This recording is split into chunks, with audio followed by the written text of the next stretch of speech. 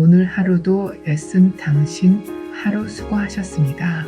이런저런 생각에 오늘도 잠 못 드는 그대를 위해 아주 재미있는 옛날 이야기를 가져왔어요. 편안하게 들으시고 푹 잠드시기 바래요. 소선비 이야기. 옛날 아주 옛날 어느 시골에 소씨 성을 가진 가난한 선비가 살고 있었습니다. 어렸을 때 부모를 한꺼번에 잃었고 어른이 되어 장가를 갔는데 이번에는 애써 얻은 아내마저 자식 하나 낳지 못하고 세상을 떠났습니다. 게다가 의지할 만한 일가 친척도 없어서 그야말로 혈혈단신 외로운 신세가 되어 버렸습니다. 소선비는 견디다 못한 끝에 차라리 죽느니만 못하구나 라고 결심했습니다. 그러나 막상 죽으려 하고 보니 그 방법이 여간 어렵지 않았습니다.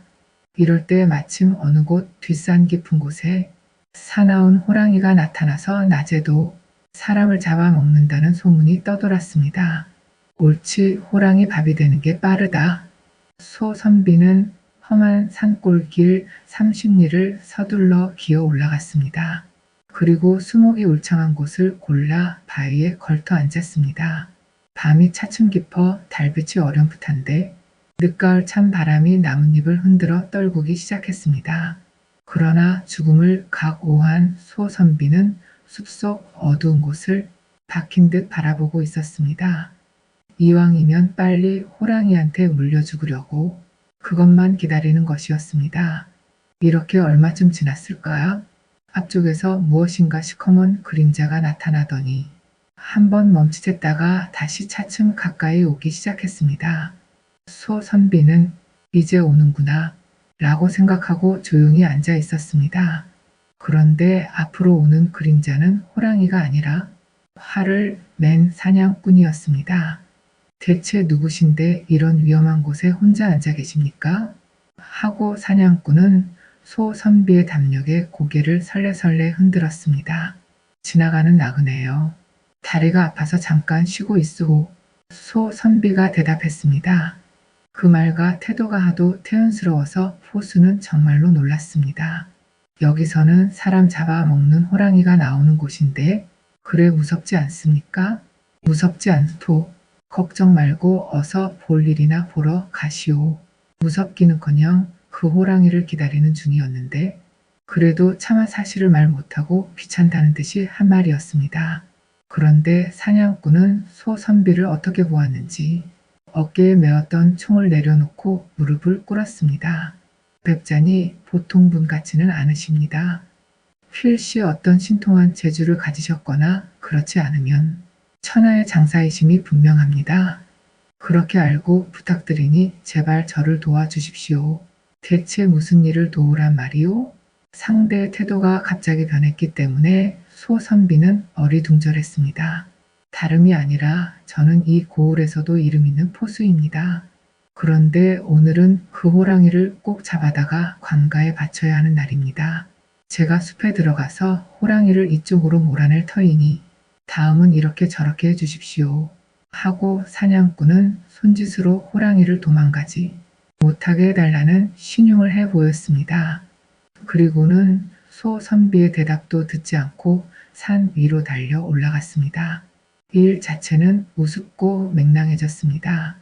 그러나 소선비는 오히려 잘됐다는 생각을 했습니다.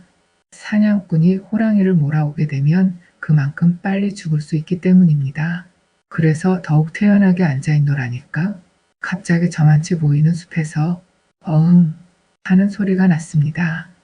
그리고는 바로 황소보다 커 보이는 호랑이 한 마리가 바람을 일으키며 이쪽으로 내달아 오는 것이었습니다. 소선비는 죽음의 순간으로 여기고 눈을 꼭 감았습니다. 그러나 의당 와야 할 그 순간은 오지 않았습니다. 바로 코앞까지 불어 닥친 바람기를 느끼기는 했지만 그 다음 아무런 기척도 나지 않았던 것이었습니다. 해괴한 일이다. 소선비는 이렇게 중얼거리며 눈을 떴습니다. 순간 참말이지 해괴한 일이 눈앞에 벌어지고 있었습니다. 원래 소선비가 앉은 바위 밑에는 아름드리 나무가 두 그루 서로 얽히듯이 서 있었습니다. 그런데 호랑이는 그 좁디 좁은 나무 틈바구니에 뛰어들어 허리가 꽉 끼어져서 옴싹달싹 못하고 있었던 것이었습니다.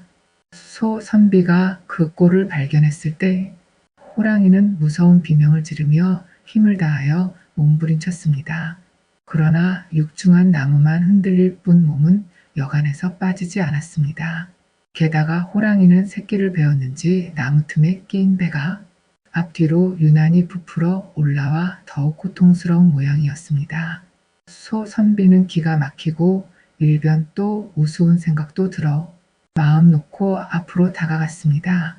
이때 호랑이는 고개를 한번 크게 흔들더니 제 힘에 지쳤는지 축 늘어져 버렸습니다. 소 선비는 잠시 망설이다가 칡덩굴을 부지런히 뜯어 밧줄을 꼬았습니다. 그것을 호랑이의 목에 칭칭 동여 맨 다음 이번에는 굵직한 작대기를 구하여 나무 사이에 끼어 힘껏 비틀었습니다. 여간 힘든 일이 아니었습니다. 하지만 약간 틈이 생기자 정신을 차린 호랑이도 최후의 힘을 다하여 몸부림쳤습니다. 이리하여 간신히 빠져나오게 되었습니다. 그러나 이미 힘이 빠져 기진맥진해지고 칡덩굴이 온몸을 감고 있어 호랑이는 그 자리에 엎드려 숨만 거칠게 헐떡였습니다. 보면 마치 소 선비에게 고삐를 잡힌 소처럼 양순하게 짝이 없었습니다. 바로 이때 앞쪽 숲에서 사냥꾼이 뛰어왔습니다. 사냥꾼은 이 모습을 보더니 휘둥그레져서 말도 못하다가 이내 꿇어 앉아 저를 꾸벅했습니다. 역시 저의 짐작이 맞았습니다. 참으로 놀라우신 분입니다. 저도 실상 힘 꽤나 쓰는 사람으로 유명합니다마는 호랑이를 이렇게 사로잡을 수는 없었습니다. 아니 생전 보지도 듣지도 못하였습니다.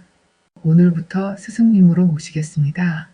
사냥꾼은 소 선비가 말할 여유도 주지 않고 혼자 사무치 걸렸습니다. 그리고 다시 한번 큰 절을 했습니다. 이렇게 해서 잡은 호랑이를 그 자리에서 죽인 사냥꾼은 가죽을 벗겨 가지고 소 선비와 함께 우선 산 밑 주막으로 내려갔습니다. 그러나 소 선비는 사냥꾼이 식사 준비를 시키는 동안 몰래 달아나듯이 주막에서 빠져나왔습니다. 아, 나는 죽을 팔자도 못 되는가 보다. 한탄하며 집으로 힘없이 돌아왔던 것이었습니다. 한번 죽으려다 묘한 일로 뜻을 이루지 못한 소 선비는 그 후 여러 날을 굶주리며 지냈습니다. 그러다가 문득 한 가지 일이 생각났습니다. 그렇구나. 이웃 고을 아무데에 사는 곽 부자가 실은 우리 조상 때부터 대물려 내려오던 종이다.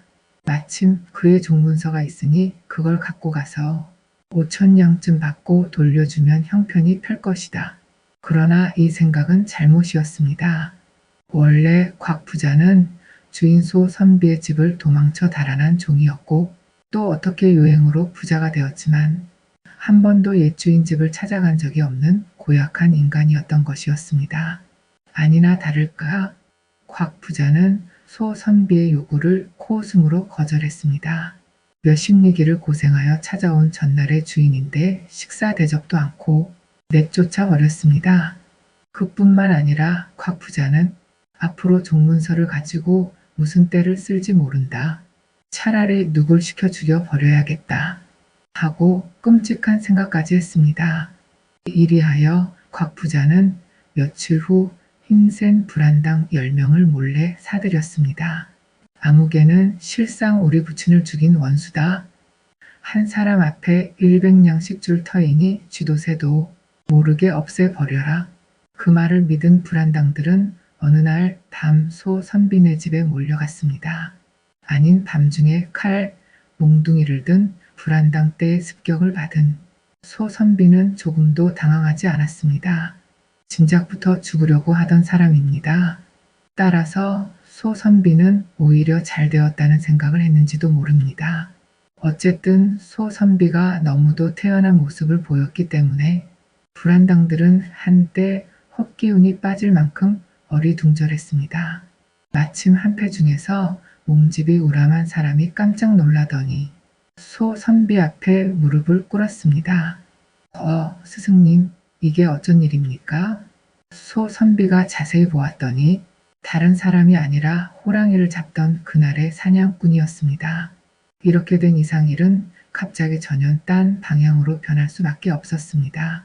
우선 사실을 알게 된 사냥꾼이 그제야 곽부자한테 속은 줄 알고 당장 여러 사람한테 너희는 모르지만 이분이 바로 호랑이를 사로잡은 나의 스승이시다 하고 불안당들을 재촉하여 곽부자 집으로 달려갔습니다.